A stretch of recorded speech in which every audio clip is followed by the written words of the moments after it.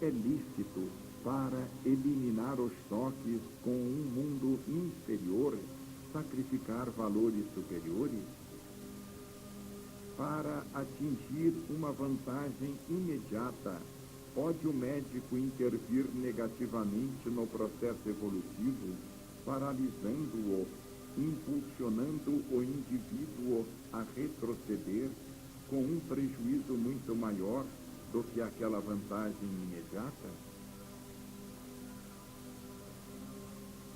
A ideia da pesquisa no terreno que existe antes do nascimento físico é fundamental em psicanálise. Pesquisa sem a qual esta não pode entender o presente, que é consequência daquele passado que representa sua raiz. Uma das características mais importantes da nova psicanálise que aqui apresentamos é essa penetração no pré-natal, a qual falta à clássica psicanálise atual.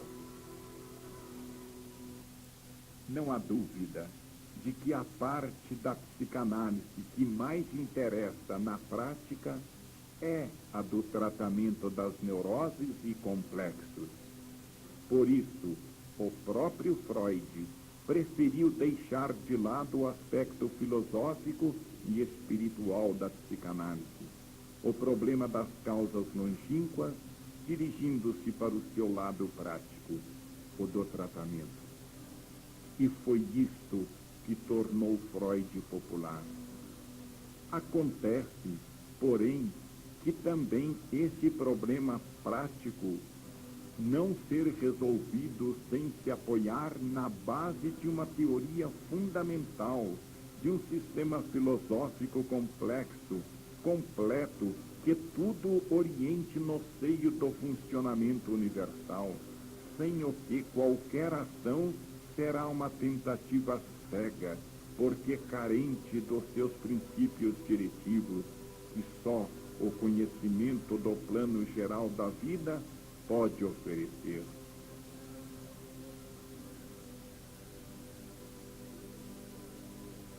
Como cada fenômeno menor se processa em função de fenômenos maiores, assim, cada problema particular não pode ser resolvido, senão em função do conhecimento do problema universal e de sua solução. Trata-se de curar um sofrimento. Por isso, é indispensável conhecer o que é a dor, por que ela existe e, num dado momento, aparece. Qual é a sua origem e função no plano geral da existência? Uma verdade deve abranger horizontes de amplitude bem maior que os atuais. Ela não pode ser entendida só como fenômeno psicológico, mas também como fenômeno ético, religioso, biológico, evolutivo, social, etc. A parte mais importante da afirmação de Jung é que as neuroses nascem de ofensas que o consciente gerou nos arquétipos. Isto corresponde ao nosso conceito de violação da ordem da lei de Deus, conceito que explicamos no livro Queda e Salvação, correspondente também à nossa afirmação de que a desobediência a essa lei representa uma ofensa contra a qual ela reage, desenvolvendo-a ao violador na forma de dor, que neste caso é a desordem da neurose. Mas Jung não explica essa técnica do fenômeno. Também neste caso, porém, não pode deixar de aparecer na psicanálise e de se revelar a foto da existência de uma lei na qual se baseia a estrutura do universo e que dirige seu funcionamento. Os arquétipos equivalem ao que chamamos os imutáveis princípios da lei.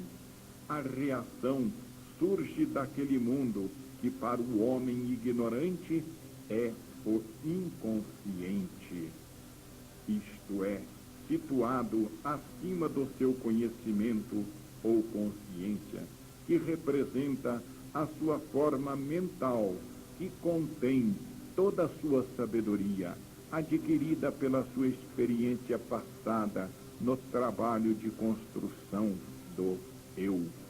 O resultado da violação da lei é uma perturbação como reação que altera o equilíbrio psíquico do indivíduo.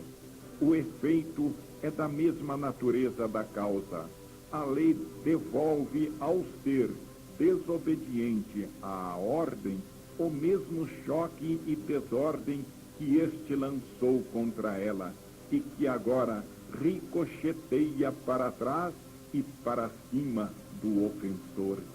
Eis que nas doenças nervosas e psicopáticas se trata de um choque como reação de uma restituição do mal, da mesma violação e desequilíbrio que o indivíduo gerou dentro da lei e que assim ele gerou dentro de si mesmo. Esse impulso negativo, lançado em sentido anti-lei, que é também anti-vida, e que o ser, no âmbito da sua liberdade, movimentou em sentido errado, agora repercute nele e o fere no espírito. Já frisamos que, em complexo, é uma queimadura do espírito.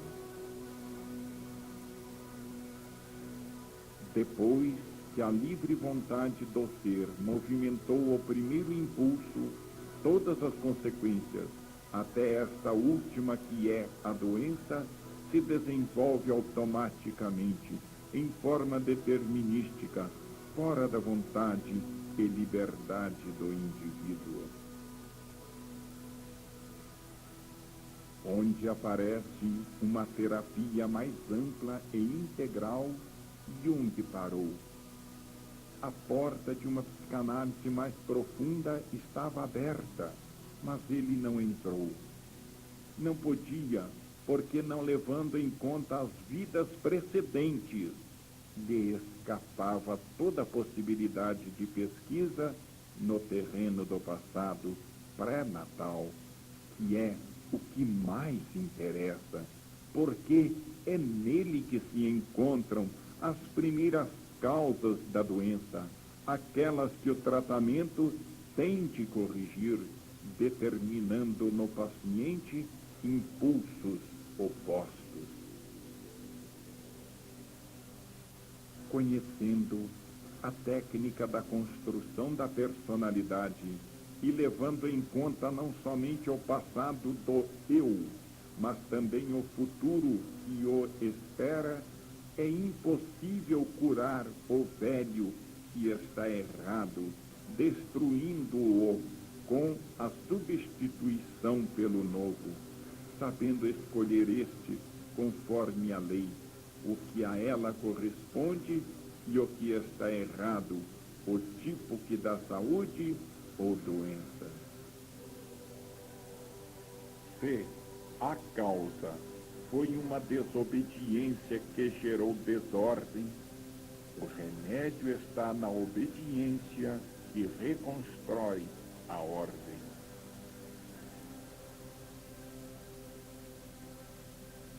Corrigindo o erro que foi a causa, elimina-se a doença, que é o efeito. Já uma tendência revolucionária da medicina psicossomática sustenta que existe um liame entre distúrbios emotivos e distúrbios físicos. A própria medicina, apoiando-se na psicanálise, procura entender por novos caminhos o significado da doença, afirmando que o indivíduo adoece porque naquele ponto houve uma culpa dele, pela qual se colocou numa posição errada contra as leis da vida. Culpamos os micróbios, o regime, o ambiente, mas estes podem ser só as causas próximas, secundárias, enquanto as verdadeiras, as fundamentais, são mais longínquas e profundas. É verdade que a ciência poderia objetar que por esse caminho nos afastamos da realidade suscetível de observação direta e de controle experimental imediato. Mas é verdade também que a ciência que segue esse caminho positivo escapam elementos que podem ter importância fundamental também a respeito da doença e seu tratamento, o que mais interessa à ciência.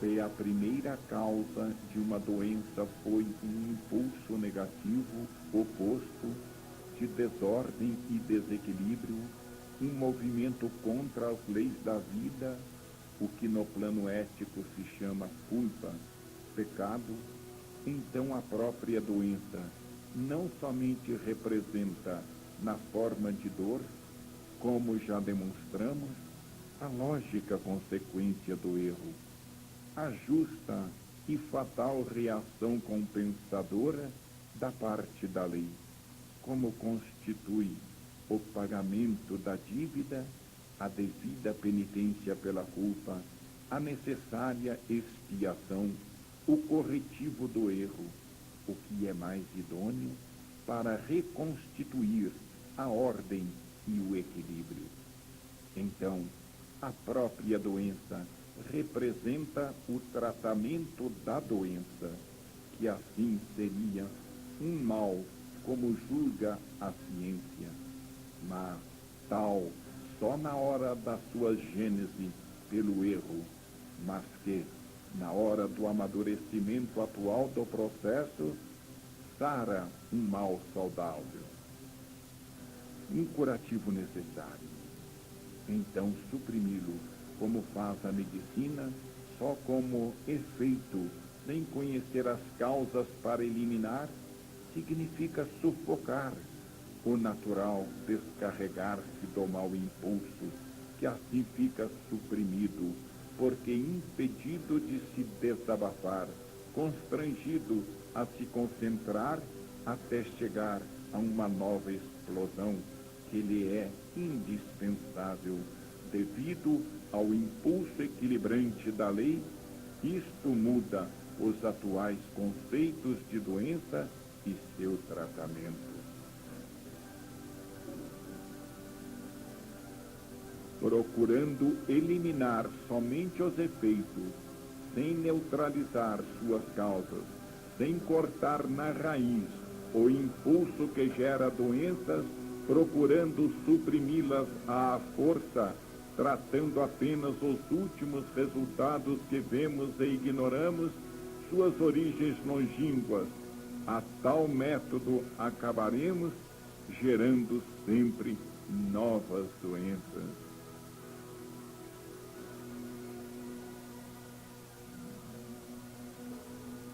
A doença é uma experiência de salvação em que se manifesta a sabedoria da vida para tirar o indivíduo do impasse em que ele, por ter errado, caiu. A doença é uma experiência de salvação em que se manifesta a sabedoria da vida para tirar o indivíduo do impasse em que ele, por ter errado, caiu. O homem homem recebe o mal que na sua inconsciência lançou contra si próprio e que agora é obrigado a suportar. Mas no íntimo da doença, a vida trabalha para o levar de novo à saúde.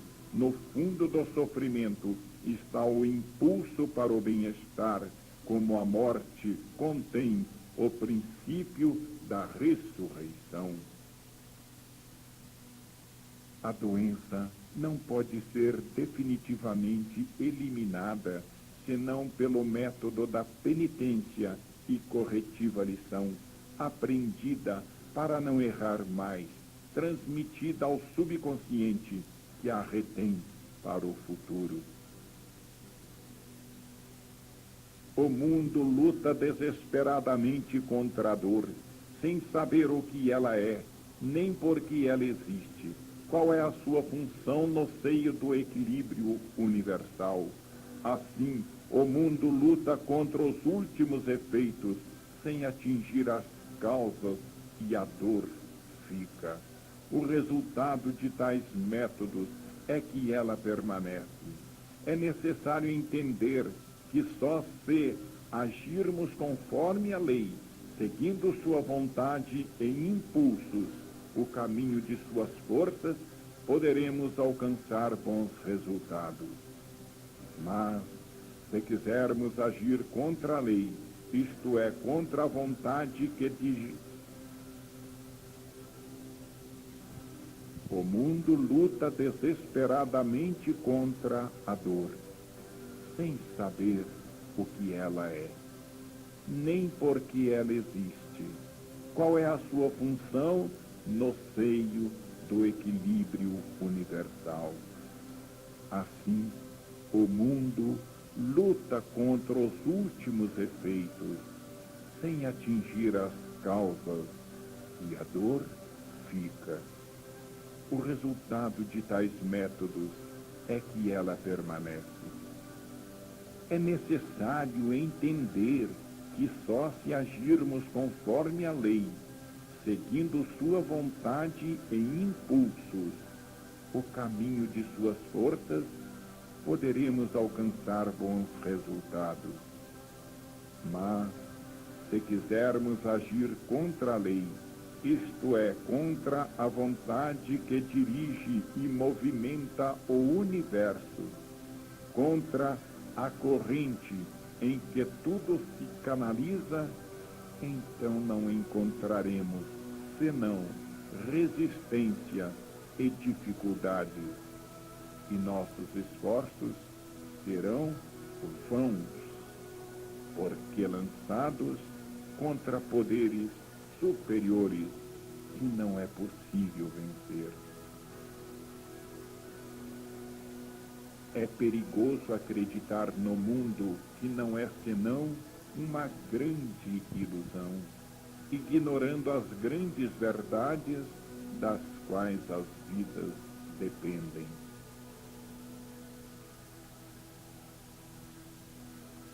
É perigoso acreditar no mundo que não é senão uma grande ilusão, ignorando as grandes verdades das quais a vida depende. A prática de uma vida psicologicamente mais refinada exige a solução de problemas até agora desconhecidos, situados além da superfície das aparências. O homem começa a entender a vantagem de viver com maior conhecimento e inteligência. Uma psicanálise completa que não pode limitar ao tratamento das doenças nervosas e mentais, mas tem que entrar no terreno ético para dirigir com inteligência a conduta humana.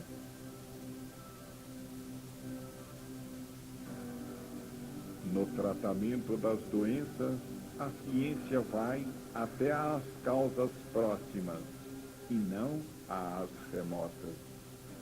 Mas quando estas não sejam atingidas também, o problema da libertação da dor não poderá ser resolvido.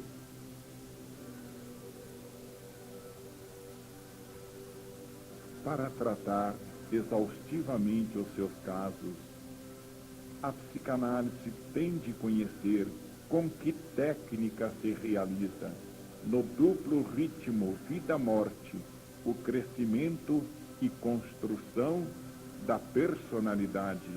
Qual é o trabalho que o ser realiza no período pré-natal, antes do nascimento físico? Como é que as experiências da vida precedente se incorporam no eu para se tornarem lição aprendida e depois impulsos instintivos que emergem do subconsciente? Como se realiza o fenômeno da estratificação das camadas sobrepostas e por que processo o que foi vivido na forma de consciente sensório numa vida se torna depois automático produto do subconsciente na vida sucessiva, onde e como se constrói a parte determinística do nosso destino, à qual estamos fatalmente sujeitos, porque ela é efeito fatal da sementeira feita no passado. Sem conhecer a sua primeira origem, a psicanálise não poderá fazer um verdadeiro tratamento dos complexos, dos mais profundos e radicados. Não será possível encontrar as causas determinantes na vida presente.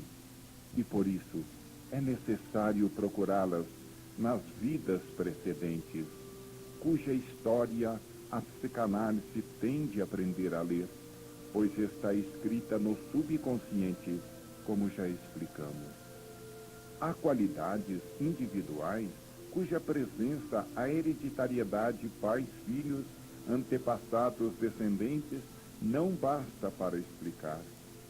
Todo o processo evolutivo não pode ficar confiado somente à transmissão do organismo físico, pelo fato de que a reprodução se faz na juventude, quando os pais possuem um mínimo de experiência adquirida, enquanto para que a evolução possa assegurar a sua continuidade e acumular os frutos de seu trabalho, a reprodução deveria realizar-se na velhice, ao fim da vida, quando os pais possuem o máximo de sabedoria a transmitir. A psicanálise para no momento do nascimento, ignorando o que houve antes, sem retroceder até atingir o terreno onde foi feita a primeira sementeira das condições atuais. Entretanto, como se pode desfazer um trabalho errado, endireitar um caminho torcido, sem conhecê-lo todo desde o seu início? Como se pode corrigir um defeito como um tratamento oposto, sem conhecer todo o processo de sua formação e desenvolvimento? O psicanalista tem que observar o processo do desenvolvimento da personalidade do paciente para descobrir qual foi o choque inicial e o caminho percorrido pelo complexo a tratar, para acompanhá-lo até o seu estado presente, que só assim pode ser entendido. Enquanto não levarmos em conta tudo isto, os nossos métodos diagnósticos serão incompletos. Espírito e matéria são conexos. Pode haver doenças físicas devidas a causas espirituais. O subconsciente do qual a psicanálise toma conhecimento é parcial, incompleto, porque abrange só as camadas mais recentes e superficiais da personalidade. Ora, o conhecimento de só um trecho da história do paciente não pode bastar para julgar o seu caso e para o tratar. É necessário prolongar a pesquisa até as camadas profundas do eu, não parando no momento do nascimento, no qual a personalidade aparece já feita como resultado do seu longo passado. Ótimo é o método da observação de tudo o que é manifestação instintiva do subconsciente, de tudo o que dele vemos ressurgir no sonho. Mas não poderemos entender o significado destes produtos e como neutralizá-los se não soubermos retroceder ao longo de todo o caminho de seu desenvolvimento. É preciso enfrentar o problema da personalidade humana em todos os seus aspectos, conhecer a sua história em todos os seus momentos, inclusive nos períodos de existência que chamamos de morte. No período de vida de encarnado, o ser executa na forma de consciente a fase do seu trabalho de construção da personalidade, projetando-se por meio dos sentidos no mundo exterior, no ambiente físico terrestre. Aí, realizando experiências, recebendo impressões por reações que lhe vão ensinando, por intermédio da dor, o que, nos seus movimentos, foi certo e o que foi errado, em relação à lei que representa a lição que o ser tem de aprender para voltar ao sistema. De momento, tudo fica registrado e armazenado no inconsciente.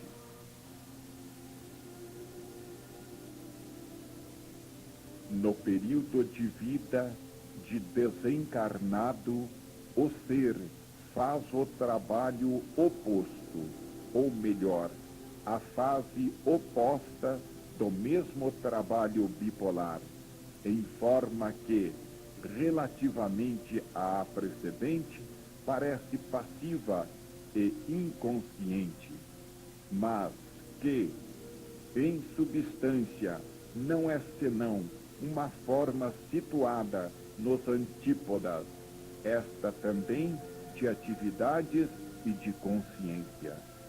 Trata-se, então, somente de dois tipos de trabalho, cada um por sua vez e ambos ativos e conscientes, ou melhor, trata-se de duas posições do mesmo trabalho construtivo do eu, mas cada uma alternativamente ativa e consciente com relação à outra, que ao mesmo tempo se encontra na fase oposta de descanso, passiva e inconsciente.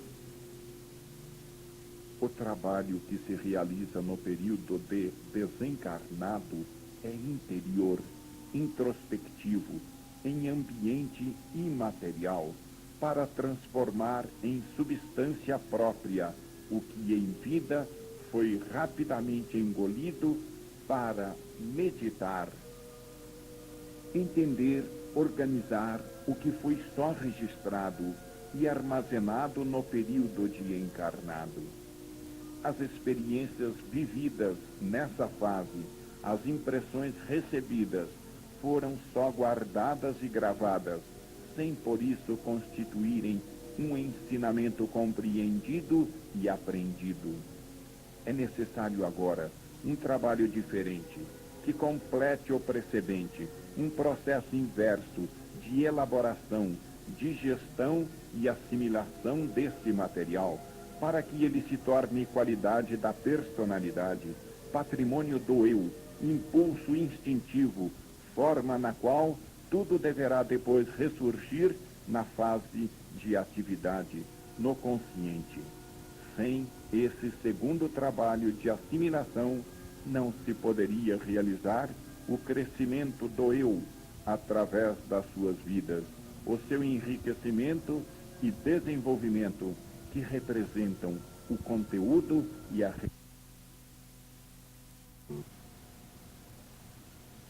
Só o evoluído sabe viver em estado de lucidez no período de desencarnado. O involuído, nesta fase, fica ignorante, como ele o era em vida. Então a sua compreensão das experiências vividas é limitada. Não sabe ir além de reações automáticas, retraindo-se para trás, mudando de caminho e se dirigindo para outros, nos pontos onde ele acabou chocando-se com a dor. Assim, as resoluções de que há pouco falávamos para orientar sua vida futura são diferentes para cada indivíduo, tanto mais inteligente, livres e poderosas, quanto mais o ser é evoluído.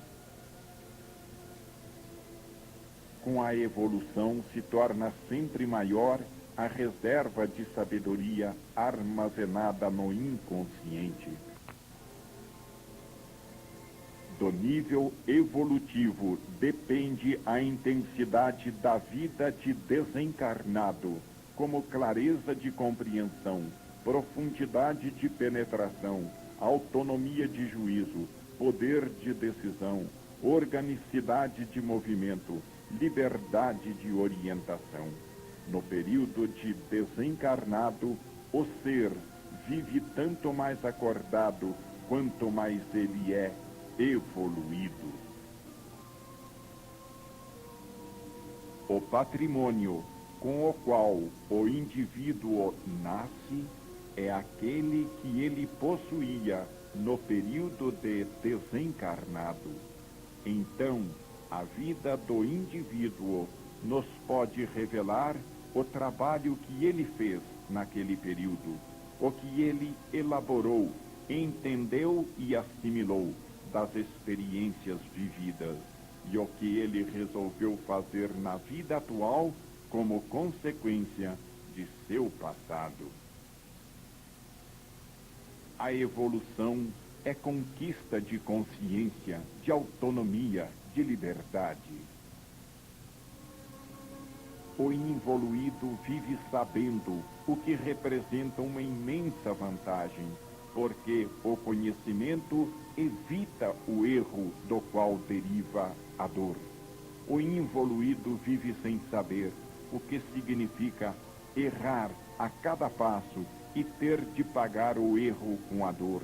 Ele ainda tem de errar e muito sofrer, até conquistar a sabedoria que os mais adiantados já conquistaram e que agora é inalienável patrimônio seu. Cada um vive com o que possui, patrimônio diferente de um indivíduo para outro, conforme foi o seu trabalho no passado. O primitivo conhece só alguns jogos de astúcia para enganar o próximo nesta vida, e nisto está toda a sua sabedoria, que ele usa como lícito, meio de defesa, porque, como os animais, não possui coisa melhor. O involuído, para cada ato seu, exige conhecer as razões profundas que o justifiquem e o tornem útil para ele em função das supremas finalidades da existência. De tudo isto se pode entender quão desiguais sejam no período de desencarnado os trabalhos de preparação para uma nova vida, se se trata de um indivíduo involuído ou de um evoluído.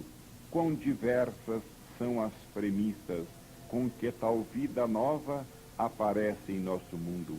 Quão diferente como qualidade e quantidade pode ser a bagagem que cada indivíduo leva consigo, escondida no seu subconsciente.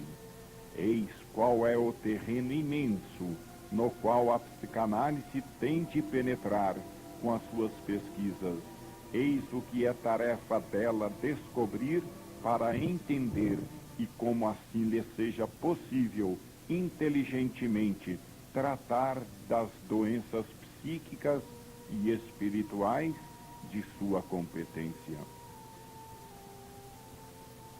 A psicanálise freudiana admite que os complexos sejam devidos aos choques que surgem na luta entre subconsciente e consciente, isto é, entre o que o primeiro incondicionalmente quer para satisfazer os seus impulsos instintivos e as negações que o segundo a tudo impõe pelos princípios da ética e da razão, exigindo, ao invés de espontânea satisfação, disciplina, sacrifício, dever.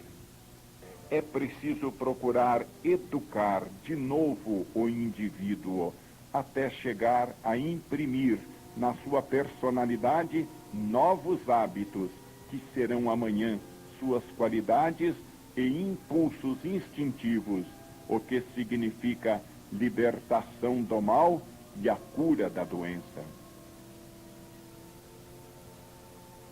O psicanalista deve possuir qualidades pessoais de intuição para saber adaptar a pesquisa e o tratamento ao caso particular.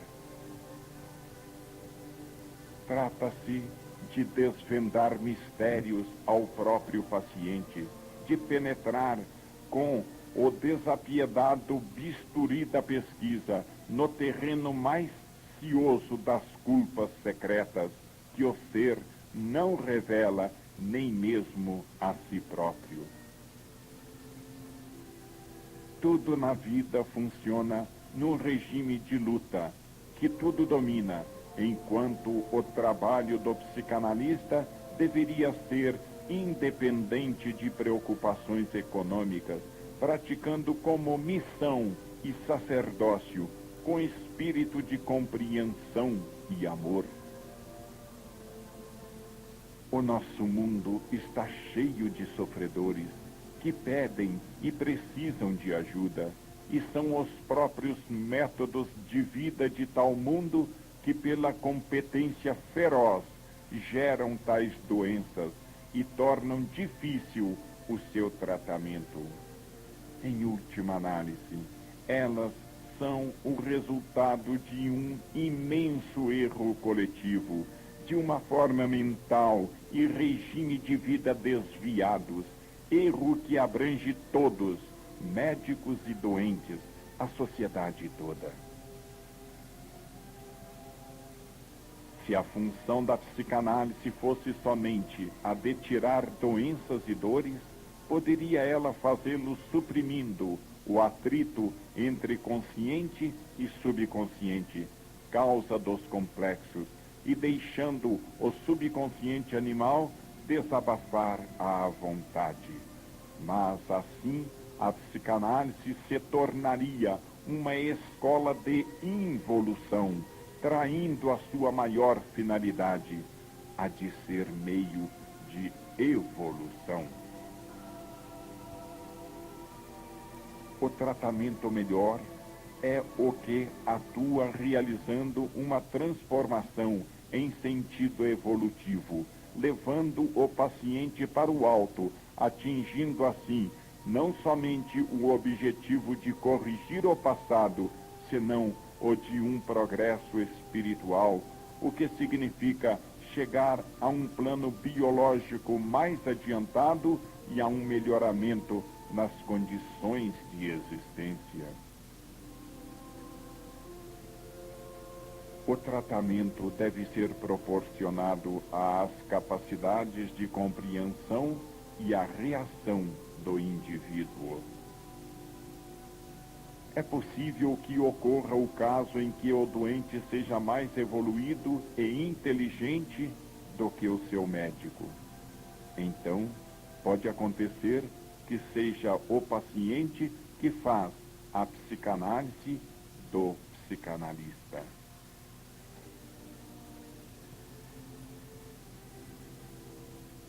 No caso dos mais adiantados, pode acontecer que a neurose seja o resultado de uma crise de crescimento. Sair da animalidade, passar de um nível biológico a outro, representa deslocamentos e esforços enormes, necessidade de trabalhosa adaptação progressiva a uma atmosfera diferente, rarefeita demais para os pulmões do homem atual. Representa ter de realizar uma profunda transformação do organismo, sobretudo nervoso e cerebral, para acompanhar o nascimento e permitir a vida de novo tipo biológico espiritualizado. Pode ser, então, que os distúrbios neuropsíquicos sejam devidos ao esforço que um desenvolvimento da personalidade demasiadamente rápido requer. A lei da vida é o progresso. Em resumo, na prática, o psicanalista tem que lutar contra duas exigências opostas. Primeira, a de impulsionar o paciente pelo caminho da evolução, superando os instintos inferiores, porque este é o caminho da salvação. Segunda, a de tratar os complexos, eliminando os choques que os gerou, no esforço para realizar aquela superação. Se, de um lado, é preciso eliminar os complexos, de outro é preciso também evoluir. Se exigirmos esforços demais no sentido evolutivo, perseguindo o paciente, acabaremos gerando novos complexos. Mas, se o deixarmos completamente ao sabor dos seus instintos inferiores, curaremos os complexos, mas seremos mestres não de progresso, mas de atraso. A sabedoria está em se equilibrar no meio para atingir o máximo resultado útil, seja no terreno do tratamento como da evolução, está em saber proporcionar o tratamento às capacidades de progresso e ao grau de evolução do indivíduo. É útil aceitar a dor, porque a podemos transformar em instrumento de ascensão evolutiva e, pois, de salvação. Trata-se de acompanhar e dirigir o crescimento do ser, a transformação do animal em homem e o nascimento do super-homem do futuro. O sistema filosófico racional que, em nossa obra, oferecemos para dirigir com conhecimento a nossa conduta, quer cumprir a tarefa de dar ao mundo um meio para o salvar da loucura, a causa de neurose coletiva que se vai cada dia mais espalhando é a desordem espiritual, que é a coisa mais urgente a curar. Eis como a psicanálise, se cumprir uma função orientadora, pode adquirir importância social.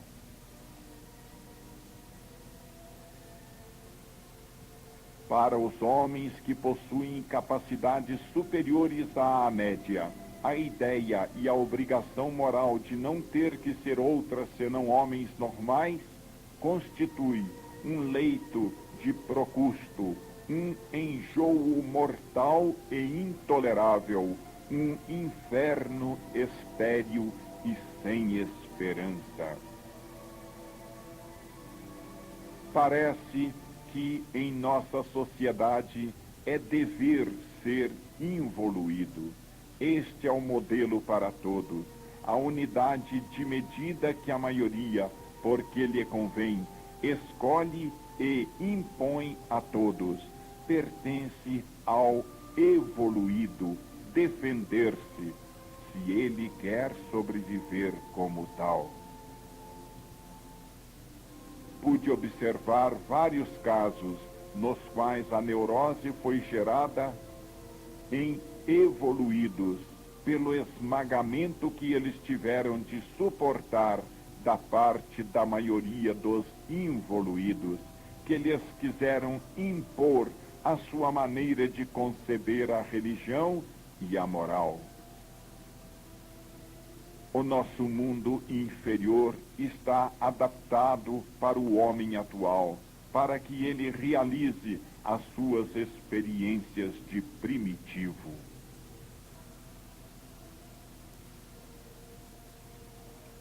É lógico que para os mais adiantados, este mundo não passa de ser, senão, lugar de desterro e sofrimento. Em nosso mundo, não é o espírito que quer subjugar a matéria, mas é a matéria que quer subjugar o espírito. Muitas coisas mais profundas poderíamos acrescentar, já amadurecidas no pensamento. Mas, para sobreviver, todas as energias devem ser absorvidas na luta pela vida contra os piores elementos. Em nosso mundo infernal, cada dia se torna mais difícil para se encontrar segurança e sossego, para nos abstrairmos em trabalhos de ordem superior, que por não terem remuneração, não produzem os recursos indispensáveis para viver.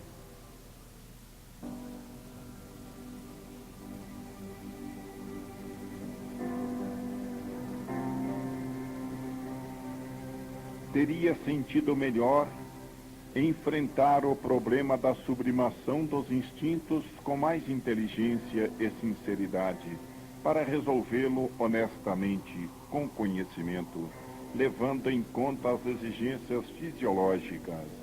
Assim, para suprimir tudo, exigindo demais, o ser se enredou nas areias movediças do fingimento. Desenvolveu-se e aperfeiçoou-se o método da hipocrisia dos aparentemente puros, com a qual, por caminhos oblíquos, se vai evadir às escondidas da agressividade sexafoba dos pregadores de virtude. Explica-se assim como nasceu o tipo de moral vigorante no mundo atual, herdada desse passado, pela qual os sinceros, ingênuos, caindo no erro visível, são condenados, enquanto os astutos que sabem representar a comédia da virtude vão para o céu. Vislumbra-se a possibilidade de um trabalho espiritual mais requintado, todo pacífico, sem guerra e suas consequências reativas. A imposição gera reação defensiva, não educa, gera por defesa a mentira, não a sinceridade e a verdade. Produz a revolta, não a colaboração. A obediência obtida com a força é a traidora do escravo, que odeia o patrão e espera qualquer oportunidade para se rebelar. Não se pode destruir o amor sem destruir o impulso fundamental da existência, o que é ir contra Deus. Não há dúvida de que a evolução humana progride para a sublimação espiritual que o cristianismo sustenta, mas ela é um cume para atingir o qual é necessário desenvolver paulatinamente a inteligência por graus, um após outro.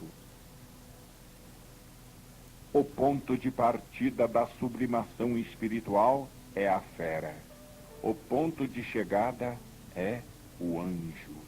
O caminho é um só, é o mesmo.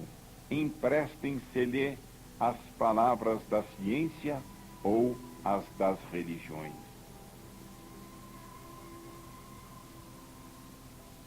A universal luta pela vida não é brincadeira, é uma necessidade terrível para todos.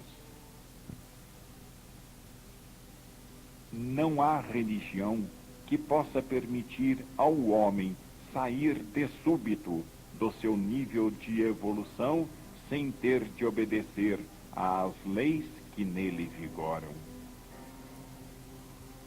A lição que muitos aprenderam foi a única possível no seu nível, isto é, a da astúcia, que se substitui à força como arma necessária, mais refinada, porém, a que permitia o afastamento da violência que revela o lobo, para usar em seu lugar a astúcia, que permite ao lobo esconder-se nas aparências de cordeiro. É assim que em nossa sociedade puderam tornar-se possíveis as aparências de uma tranquila convivência social. Não se pode exigir que um involuído obedeça às leis superiores que estão fora de sua forma mental, porque situadas acima do seu nível de evolução. Podemos escandalizar-nos se escolhermos como ponto de referência o ideal, porque então nos apercebemos da posição atrasada da nossa ética humana em relação superior. Para a vida tudo é natural e justo. Se colocado no seu devido lugar e julgado a respeito do seu e não de outros planos de evolução. Em cada plano de existência, a vida raciocina de modo diferente. Amanhã, numa humanidade mais evoluída, a vida quererá aplicar princípios mais adiantados. Quais são os da sublimação espiritual? Mas hoje, estes, para a involuída humanidade atual, para a maioria imatura, podem representar uma negação antivital, contra a qual a vida reage defendendo-se. Na obra de Deus, não se pode dizer que coisa alguma não seja perfeita, enquanto estiver cumprindo a sua função. Se nos aparece de uma maneira diferente, é porque não entendemos o seu lugar e a sua função. Tudo se transforma nas mãos do involuído, conforme o que ele é. A ideia do não permitido confere um sabor de coisa especial e preciosa. A proibição aumenta a falta, com a falta o desejo, e com o desejo e o valor. É a lei natural da procura e oferta. Assim funciona a psicologia humana. Uma coisa permitida que se pode encontrar em abundância, só por isso perde parte do seu valor. E ao contrário, uma coisa rara, difícil de obter, que não se pode atingir senão às escondidas e que custa esforço, só por isso adquire valor. As leis que venceram foram as biológicas, vigorantes no atual nível de evolução, as do presente, e não as leis do mundo espiritual, vigorantes no mais alto nível de evolução, as do futuro. Estas ficaram longínquas, nos céus, à espera de descer um dia à terra, para aqui serem concretizadas. Aqui, de fato, a vida recompensa o guerreiro que sabe vencer, porque neste plano Ele é o biótipo que mais vale, o que a vida quer que se reproduza. E, de fato, ela, neste sentido, no instinto da mulher, no momento da escolha sexual. Nesta, o mais procurado é o homem forte, que é o que garante a defesa, enquanto é desprezado o meigo homem do Evangelho, que pelo fato de tomar a sério e viver os ideais das religiões, na prática é julgado um ser inútil, porque fora da realidade da vida. O que de fato prevaleceu em nosso mundo não foi a realização da moral cristã, mas da moral do mais forte. Nesse nível vigora o princípio que lhe pertence o direito de estabelecer à vontade a sua verdade, a do seu egoísmo. A vida continua o seu caminho, indiferente às pregações de princípios superiores, torcendo-os continuamente. Para o homem evangélico que toma Cristo a sério e o segue, não há outra posição a não ser a dele, isto é, a do crucificado. A humanidade se está encaminhando para um desastroso estado de fome. O progresso técnico para aumentar a produção alimentar não consegue preencher a falta devida ao consumo de tão grande multidão de seres humanos. O raciocínio da vida é o do homem. Neste ciclo de impulsos e elementos, há como que um princípio de determinismo, do qual ninguém pode sair. O instinto de alguns insetos, quais as abelhas e as formigas, mais evoluído que o do homem. Como já mencionamos, os impulsiona a gerar só em proporção aos recursos alimentares que eles possuem, aumentando o número da sua população apenas na base da alimentação armazenada.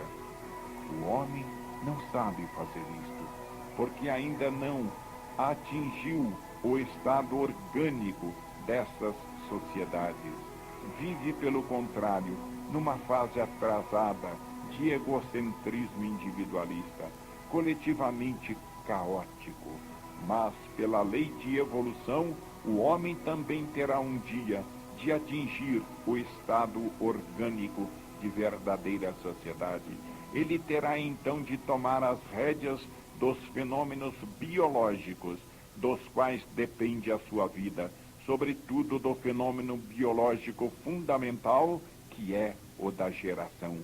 Este não será mais abandonado ao acaso, ao poder da ferocidade das leis da natureza, mas será regulado inteligentemente em relação às possibilidades de sustento dos que vão nascendo, para não ocorrer o crime de gerar seres destinados não à vida, mas à morte.